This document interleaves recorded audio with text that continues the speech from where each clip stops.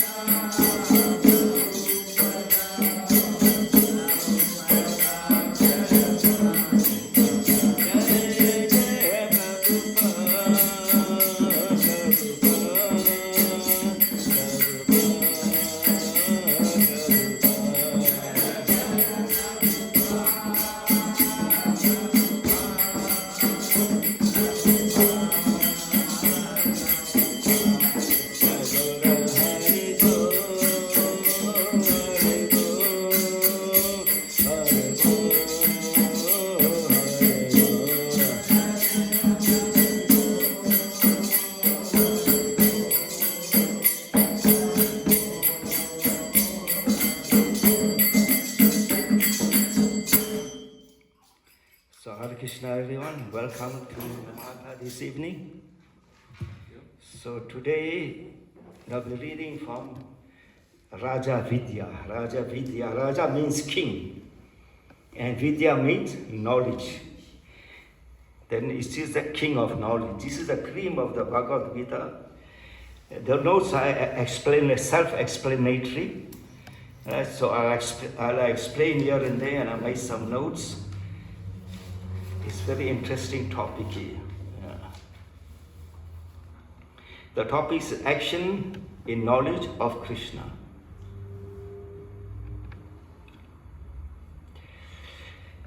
There is no work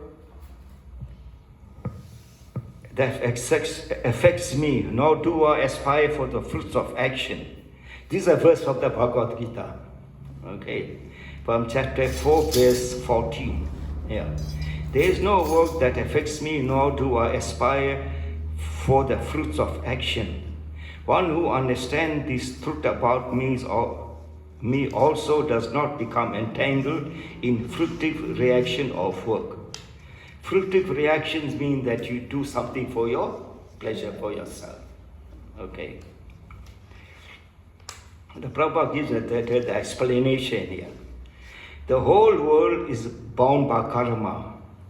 We all know of the existence of microbes or germs which exist by millions within the measurement of 1 million meter. In the Brahma Samhita, it is stated that beginning with the microbe which is called Indragopa up to Indra, the king of the heavenly planets, are all bound by karma, the reaction of work. We all have to suffer or enjoy the reaction of our work, be they good or be they bad. Okay, that's self-explanatory, all right? As long as we have to suffer and enjoy this reaction, we are bound to these material bodies. By nature's arrangement, the material body is given to the living entity for his suffering or enjoyment.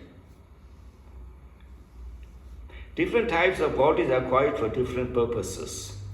For example, the body of a tiger is made for killing and eating raw meat. Similarly, hogs, that is pigs, are made in such a way that they can eat stool.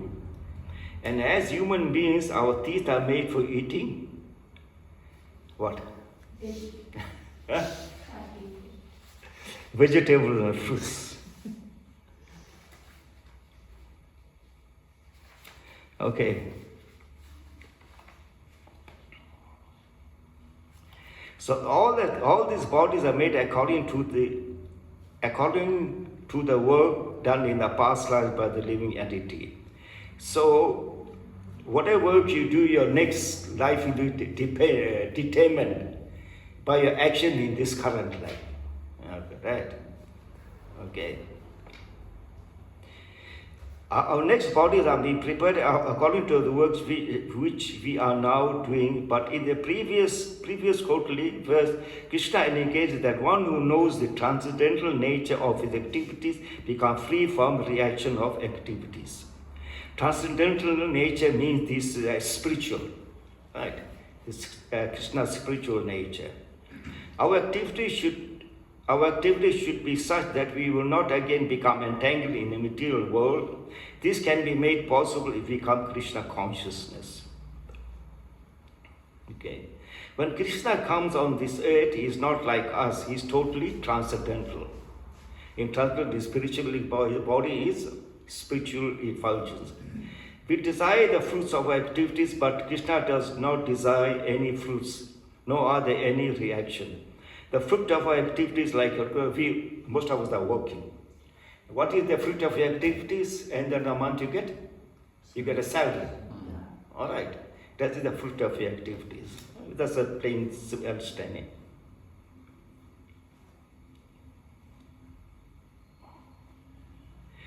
When, for example, when we enter into business, we hope to make profit, and with that profit, we hope to buy things that will make our life enjoyable, right? That's common understanding. You run a business for the sake of making profit, otherwise you won't.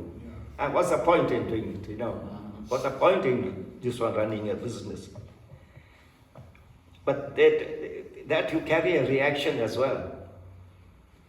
Now the bakery sell you a loaf of bread for 15 rand, and you're charging the customer 25 rand and 20 rand. Now that is cheating. You see.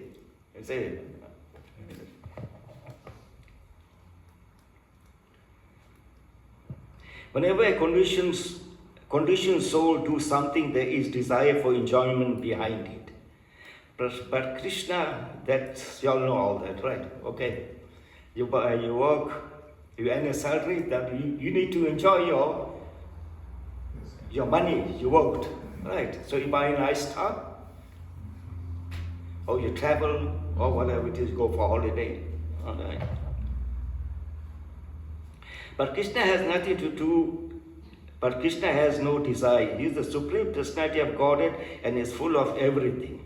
Full of everything means Krishna is complete. There are 6 opulence, they call it. And Krishna is full in all the 6 opulence. Now the 6 opulence are like fame, beauty, knowledge, renunciation, wealth, and strength. Now the wealth is all wealthy. He's got complete control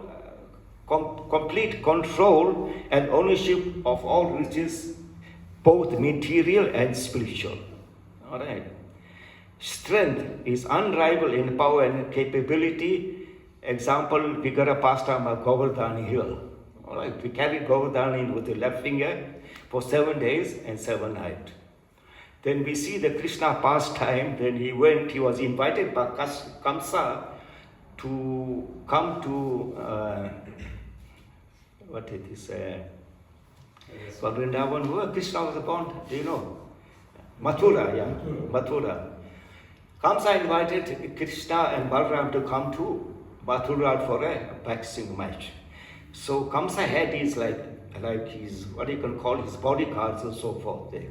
And there was a huge elephant called it Vadipa. Right. So Krishna, that elephant came to charge Krishna. Krishna with his one hand, he threw that. One hit, gave one punch or fist or whatever it is, that elephant was gone. Then we had then the pastime of this, the Nukasura as well. It's a donkey demon. Kamsa sent demons in various form to attack Krishna. Right? They said Nukasura.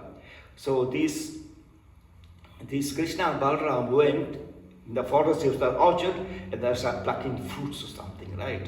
So the Nukasura saw why the trees are shaking, that someone is doing something there. He went to investigate. Right, then they saw Krishna and Balaram. So what happened? A fight ensued. Right, at the end, Balaram caught that donkey demon, but the hind legs just spun him around and threw him in. That was it. And these demons are not our ordinary donkeys we see grazing around there. They are massive. They're massive. This one, massive animals, huge animals.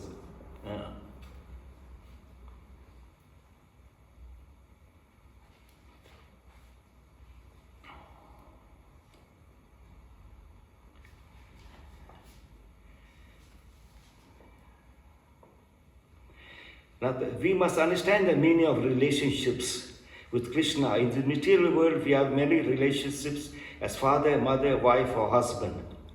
Whatever relationships we find here is but a perverted reflection of the relationships we have with the Supreme Lord. Whatever we find in the material world is born of the absolute truth. That's it, from Krishna. Absolute truth is Krishna. But here it is pervertly reflected in time. Whatever relationship we have with Krishna goes on, that's eternal. Okay. You have a relationship, if you have a relationship in friendship, that friendship is eternal and continues from life to life. But in the material world, a friendship exists for a few years and then breaks, and therefore it is perverted, temporary. Right. I got experience. I had many friends. I was schooling, I had friends I stayed in the farm, I had friends, my relatives were friends. Then I stayed in Chatsworth, I had many friends. Some people got married, they moved off. Then I moved here. But I forgot all of them now. I've got no connection with them now. Right. You might have the same experience too. Right. So our friendship with the material world is not permanent. It is temporary. Right.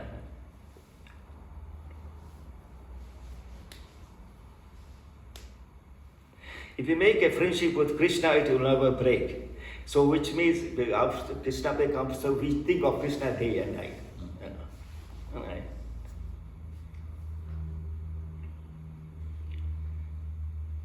Then go to the next verse, page 97. I have to just skip there, go to the next verse.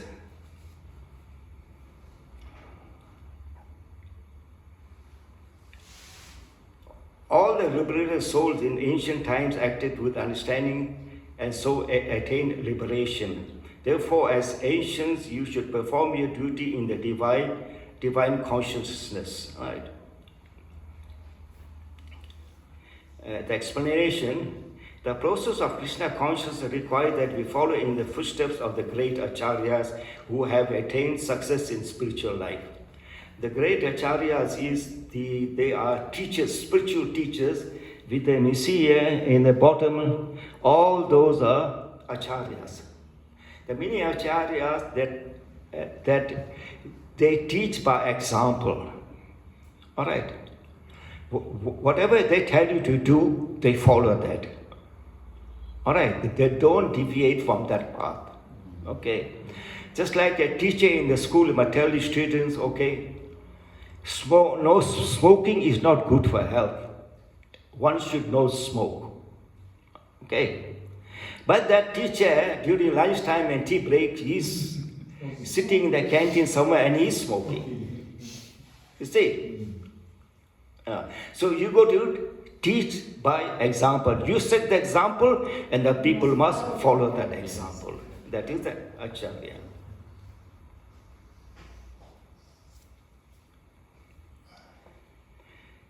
If one acts by following the example set by great acharyas, sages, devotees, and enlightened kings who have performed karma yoga in their life, he shall also become free. On the battlefield of Kurukshetra, Arjuna was very much afraid of being entangled in his activities by engaging in a warfare. Krishna therefore assured him that if he fought for his sake, there would be no possibility of entanglement. So, the people assemble on the battlefield. Right? They want to fight now. Right? Before the fight, Arjuna tells Krishna, please take me. You see that it is that a battle is arranged in such a way that one army is on side and the other opposing army is on the other side. So in the center there's like a gap or something you call it. The Arjuna tells Krishna, please take me to the part of that battlefield. I'm going to see who I'm going to contend in these great trials of arm. I'm going to see who I'm going to fight with now. Right? When he goes there, when Krishna takes him there, he sees his grandfather Bhishma there. And then he sees Dronacharya, his guru. Now, how will you kill your grandfather? You're fighting to kill your grandfather. Now your guru, your teacher, you could have fight, kill him, isn't it? The Arjuna said no. Now Arjuna is materially thinking, material conception of life is thinking. Then he sees them, he says, so I don't know, I cannot fight. He said, Krishna, my bow, the Gandiva, is slipping from me. It's slipping from my hand. And I shoot him. He said, I shall not fight. He just completely said, I shall not fight. And he felt silent. He just kept quiet. He saw those, he said, I can't kill my relatives. I can't do it.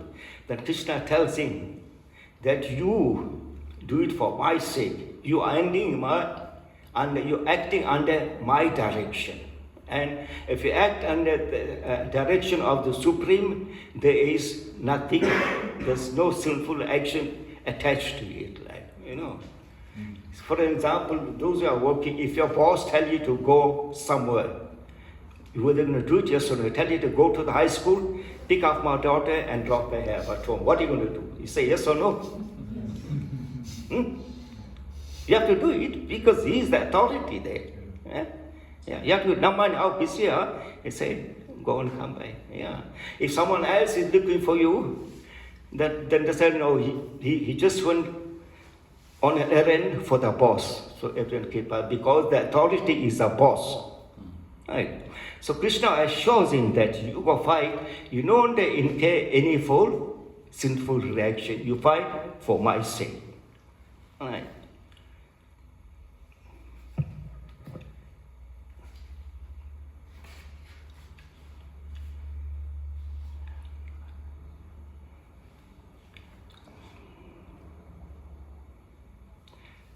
Next verse. People are actually confused as to what is work. Work is karma, right? Okay. And what is not work, akarma. Krishna here indicates that even great scholars are bewildered about the nature of work. It is necessary to know which activities are genuine and which are not, which are bona fide and which are not, which are prohibited and which are not. If we understand the principle of work, we can become free from material bondage. It is therefore necessary to know how to conduct one work so that when we leave the material body, we will no longer be forced to take another body, but we will be free to enter into the spiritual sky. The meaning of work, I don't. Karma. Okay, karma is work that whatever you do, there's reaction attached to it. Our karma is this, you doing something for Krishna, there's no sinful reaction attached to it. As to that, our karma. Okay. And then another one is vikarma. They call it vikarma, is that prohibited duties, prohibited, that things you're not supposed to do. You can't do. Like, for example, you walking down the road and the argument between, you get involved in an argument with someone else, or that person get involved in the argument with you. Like, so things become heated. So you take a gun and shoot him. All right, that is vikarma. That is, you're not allowed to do that. You say that we call it the 3 types of karma. All right. Okay.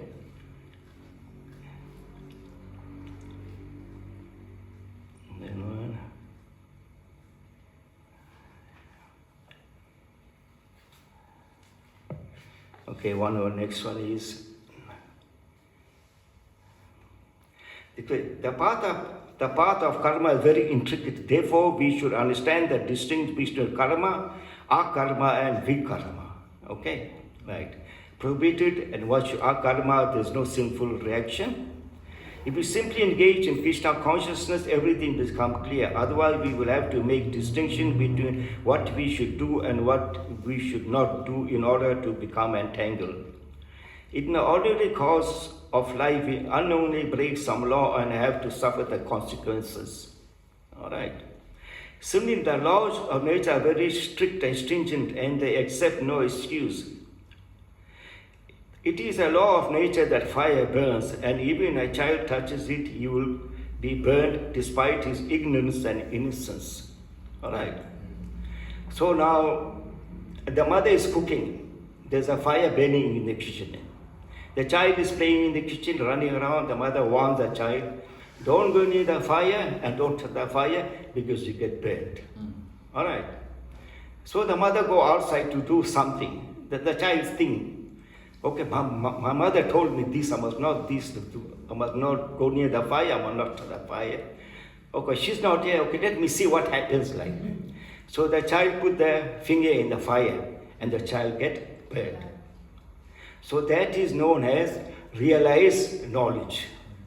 We call that realized knowledge. All right.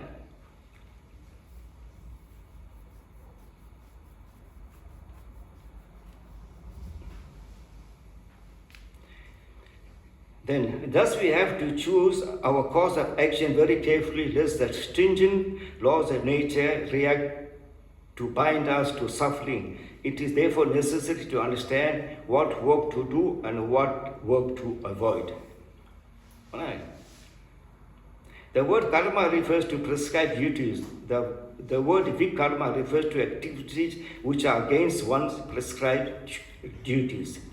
And the word akarma refers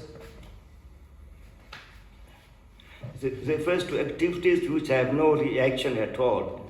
In the execution of akarmic activity, there may appear to be some reaction, but actually they are not. When we work under the direction of Krishna, this is actually the case. There is no reaction. If we take it upon ourselves to kill someone, we are subject to capital punishment by the state government. Our actions are therefore called vikarma, for they are against prescribed duties. If, however, the government draft us into the army and we engage in battle and kill someone, we do not suffer the reaction, and that is called akarma. In one case, we are acting according to our own whims, and in other, we are acting under the direction of the government. Similarly, when we act under the direction of Krishna, our actions are performed are called akarma. For that kind of activity has no reaction. Right. Now, if you kill somebody, like, you are inhibiting that living entity's life. All right. Maybe, you do something, you're driving a car, you kill somebody. You know that person run in front of a car, there's nothing you can do. All right, you have no choice, you just run away. Like, now you may be 15, 16 years old. Now, all right, that person is supposed to grow up 50, 60 years, and so forth. Right? But now, the army is fighting and they kill someone. There is collective karma. Someone has to carry the karma. Now, who's that going to be? It is the government, because you are acting under the direction of the government or the ministers and so forth. Whoever told you to go take the gun and kill that person, you do it, so forth, right? Just like people who eat meat, right, with all due respects to, right? Now, there's a chain of reaction. There's a chain of reaction. The farmer who breeds the animals, okay? Now, the driver who takes the animal to that abattoir. Then in the abattoir, whatever goes on there, right? Then the driver from the abattoir who takes that carcass to the butcher, right? Then the butcher, he sells it to someone. And that someone who cooks and eats it. So there's a chain of karma. Yeah, you see this one, like, I saw some films or so forth, this one, like it, especially in America, what goes on in the abattoir is terrible. Yeah, you feel like, hey, it's no good talking about it. Yeah, it's very, very pathetic what they do there. Like, if a calf is born, now, next morning it's separated, it's gone. Then you see the mother is running after the vehicle. Her child is going.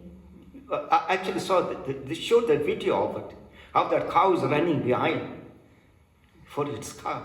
This is happening. And they kill the calf 1 day, 2 days old, they kill it. And yeah, this is what happens.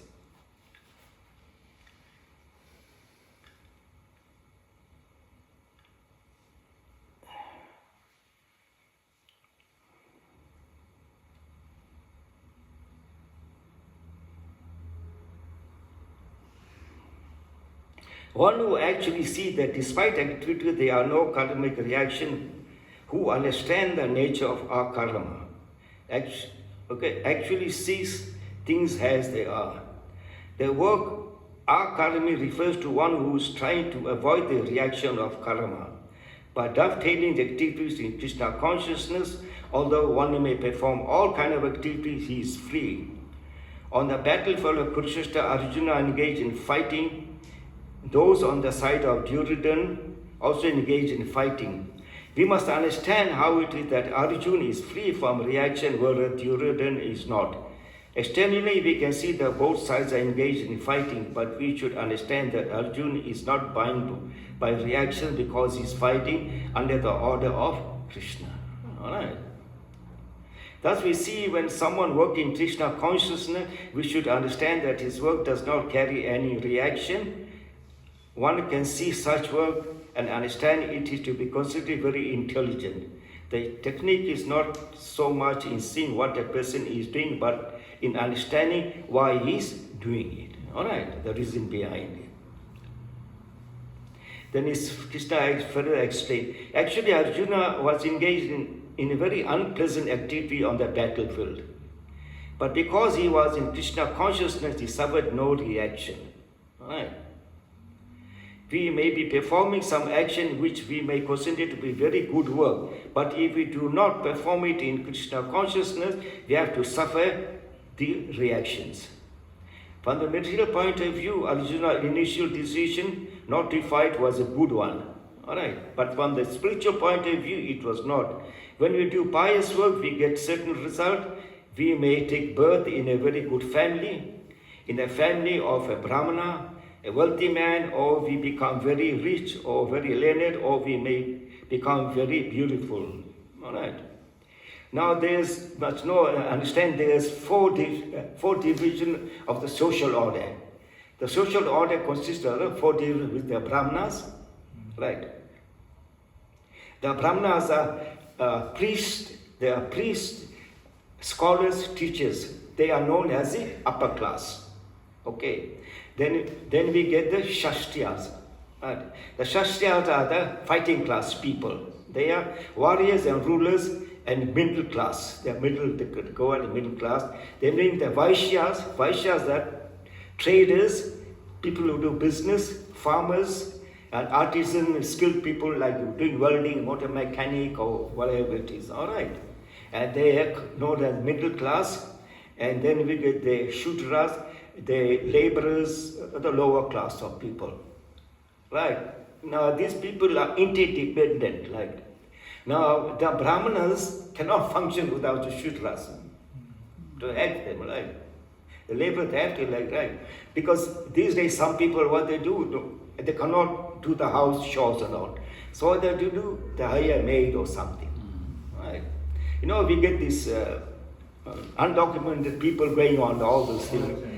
There's one lady, what happened, she hired a Malawi, right, a Malawi.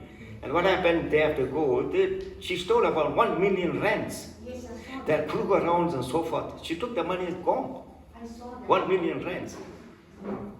Then another teacher from Sikaulik on the other side. They both are teachers. They both are teachers. The lady was working there. They clean the whole thing out. The teacher should do like part-time tuition, maths teacher he was. So they should give me tuition money, he should take it and keep it in the wardrobe. And the wife's jewelry and so forth. This lady was cleaning or something, they came across that, took everything and go on. This is what's happening. Yeah. There's a baby lost in that house. Yeah. It's in the media. I saw it in Yeah, the media. so this what when they employ this one, what happened? They still are going. So we are dependent on this labor class people, right? The lower class people, the laborers. Right? For example, like if you're driving, you see these people are digging in the road and putting cables, internet cables or whatever, internet cables. Now, can we do that kind of work? Be whole day in the hot sun and you go to dig the earth knee deep. Can we do that kind of work? We can't do. Can a Vaishya do that kind of work? The Shastra Brahmins can do that kind of work? No. They can't do that. So you have to have the labor class, lower class people to help the other societies, the Brahmins, Shastras and Vaishyas. Right? Yeah. Because those are dependent on the lower class people to force certain activities. You see? Other they can't function. You know what? There's something come to my mind, like I don't know whether to discuss it about it. It's a very repulsive one. This I rather leave it out about it. Yeah. Let's say 106, then we conclude 106.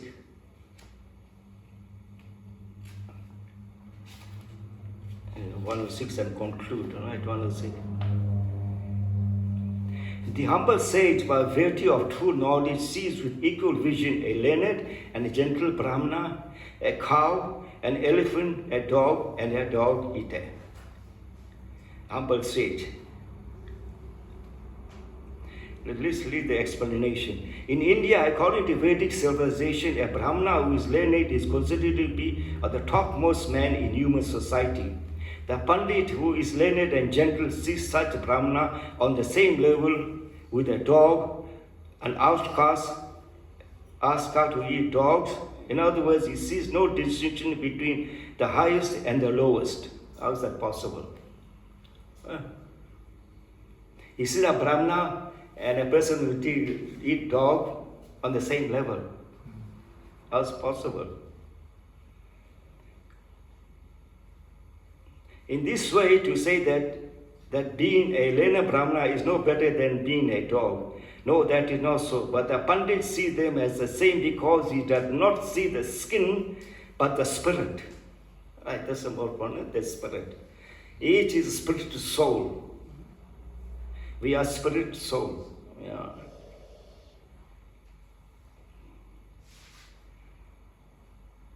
One who has learned the art of seeing the same spirit soul within every living being is considered to be a Pandit.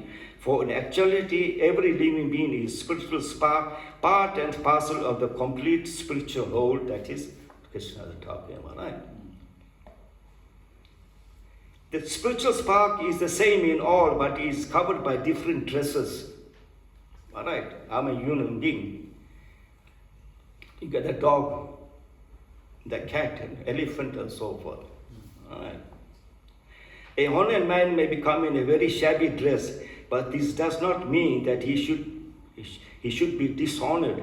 In Bhagavad Gita, these material bodies are likened to a dress which are worn by a spiritual soul. There's a nice verse in this one here in 222. As a person put on new garments, giving out the old one, similarly, the soul accepts the material bodies, giving up the old and useless one. I'll read the explanation. Whenever we see a living entity, we should think he is a spirit soul. Right? There's no distinction, like, the dog. Monday I saw, I was just going through the phone, I saw this video. A car pulls up, I think this is the city center, right? A car pulls up, there's a dog there. The dog, what the people in the car do, they push the dog out of the car, they closed the door, and they drove off. And they left the dog in the street. And the dog is running behind that car. You think that's the right thing to do? If you got an animal, you fed up with the animal, this SPCA. You take it the SPCA and give it to them and do, then adopt it or do something. Yeah. But what they did is abhorrent, it's not nice. You had that animal, it became a pet for so long. You had it from a pup, maybe a few years, and then now you just destroyed it. What kind of a consciousness they have, these people have? Huh? What kind of a consciousness? Yeah.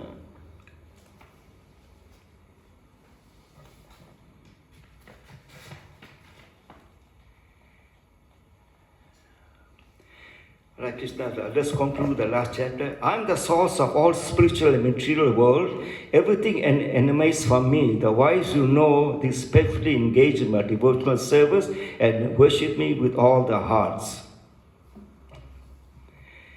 The well-versed person is one who has understood that Krishna is the original of emanations.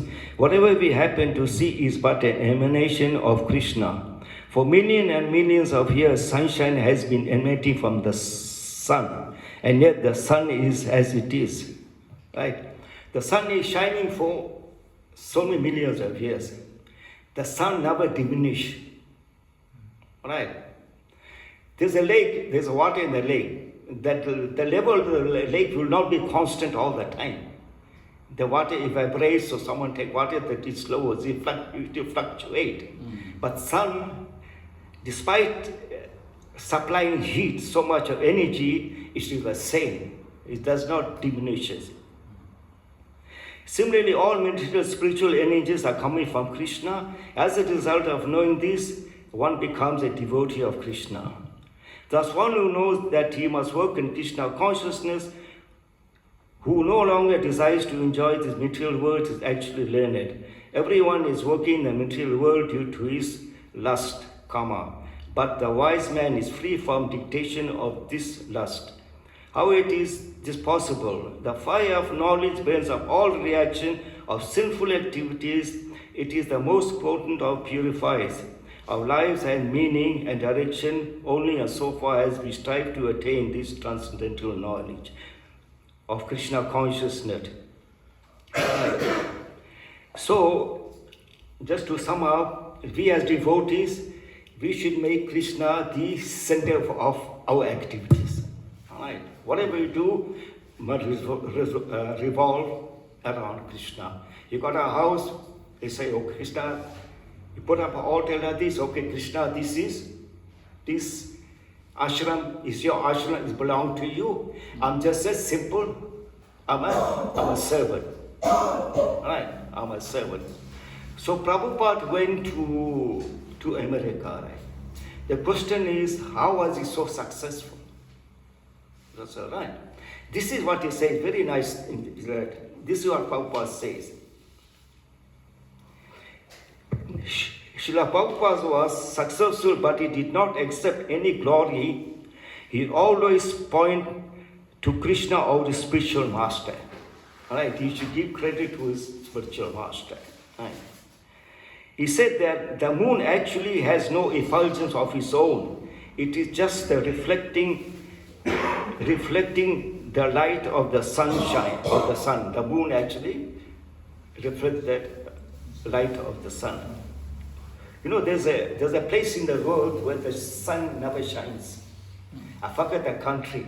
I don't know that. This village is deep in a valley, both sides is mountains. They say the sun never shines. So what the government did, they installed huge mirrors on top of this one. The mirror in such a way that the sun shines and that it reflects onto the village. This is what happens here.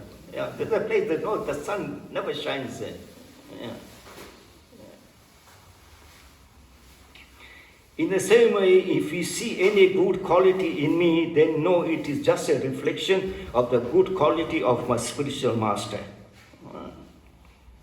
Prabhupada did not claim any fame. He was always pointing at Krishna or his spiritual master. He always placed Krishna in this center. So, right, that will say that we must put Krishna in the center of activities. Your life becomes spiritual. Even if you buy something material, okay, you buy something material, for example, like you buy a car, you renounce it. You renounce that car. This vehicle, Krishna, is belong to you. I'm just a servant. I'm just a caretaker. I'm a chauffeur. That's all. Right? You renounce it. You have to renounce it. You're a working class person. You renounce it. Okay, Krishna, I'm working for you.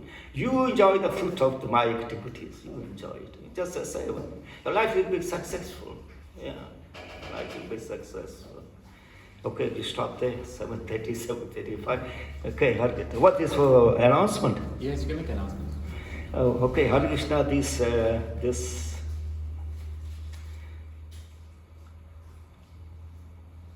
It's still some time yet. Announce now or what? You can mention it for some new people here. You can tell them. Okay. Krishna Janmashtami is on the 4th of September. Yes. That 4th of September, so forth. So the temple is having a program, I think it's a week-long program. Okay. Then they say 28th, the Gita week start 28th August to 3rd of September. Right, there's a program in the temple, the reading of Bhagavad Gita about 6 p.m. to 7:30 p.m. Prasadam will be served. Then Saturday 29, Bangladesh market, okay, they have food for life. Then Sunday 30th, they have fruit and flower offerings.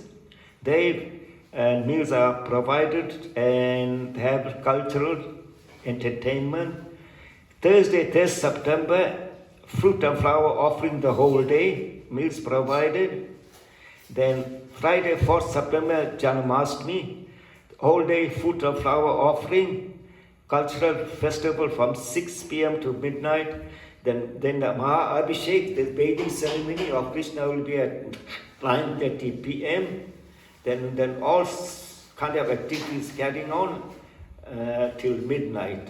Okay, then Saturday, 5th September is the Vyasa Puja of the founder Acharya of ISKCON, that is Srila Prabhupada. That is from 10 a.m. to 2 p.m. So everyone is invited. I'm sure this will be put on social media and the newspapers and so forth. All right. Okay, Hare Krishna. So we'll have Guru Puja now. All right. You taking questions, Prabhu? Prabhu, you taking any questions? Any questions you're taking? Sir? You're taking questions. The question. You're taking questions. Questions. You're taking questions. Well, I can't hear. I say, are you taking questions? Questions. Ah, You're taking questions. yeah. Can we ask for questions? Can you ask questions? Can we ask you a question? Last. Questions. Ah. Oh, you can't hear. It's okay. Oh no, it's fine. Is there I'm any? problem hearing. Oh. Hearing the problem. Anybody I'm has not any short? hearing. Anybody has any short questions? Question is always there because we have the jiva from the society, right? We are not a uplifted person. Yes. See the classification of Brahmi, Kshatriya, Vaishya, Shudra. Yes. That is accepted. That is very logical classification. Yes. But see, we are the teacher, but for our survival, we have to accept some sort of business, like job. So then how can you classify that is the third category job, it is the first category job? Everybody of us are surviving in the society through business. Without business, we cannot survive. We have to work in the office, or we have to work in a shop, we have to start a business to support our family. So business cannot be the third category, sir. And some of the successful businessmen using enormous brain and plan to make their work success. Although it is money, but money is needed for everything, good thing and bad thing also. So what is your advice in this regard, sir? He can't hear. Oh, acha. Sorry. Problem hearing. They are no comment in class. But thank you so much for your question. We can follow up on your question. Thank you. You like to answer, Niren? So what you Yeah, like to? Prabhu, in our age now, what Krishna has created is a test. Everyone is tested. Every class is tested. The Brahmana, Kshatriya, the Sudra, they are tested. Each one is given a duty. But whatever duty they are doing, karma is there. And Prabhu was saying karma, right? Now your question is, we all have to do business, we have to do something to support our family. Yes. That is extra to what you are natural, right, to do. Now that extra is a test. So we all are given in this Kali Yuga. We have to do that. Before's time, in the Satya, that's why you can do one thing and you can survive. So you accept that, do that. Yeah. This Bhagavad Gita Yeah. is also time dependent. What philosophy was accepted 5,000 years before, Yeah. that philosophy is little bit of modified at the present time for Yes. survival. Yeah, Kali Yuga. Kali Yuga. Kali Yuga is now the test for all of us, because we're going down. Someday we're not going up, we're going down. Humanity is now mixed up. Yeah. All these things are now going to test us. Karma hai. Thank you so much. Our time is up, unfortunately. Yeah. Thank you, Prabhu. Hare Krishna. Thank you so much. Yeah, okay, no problem. Really appreciate Prabhu for giving class. Hare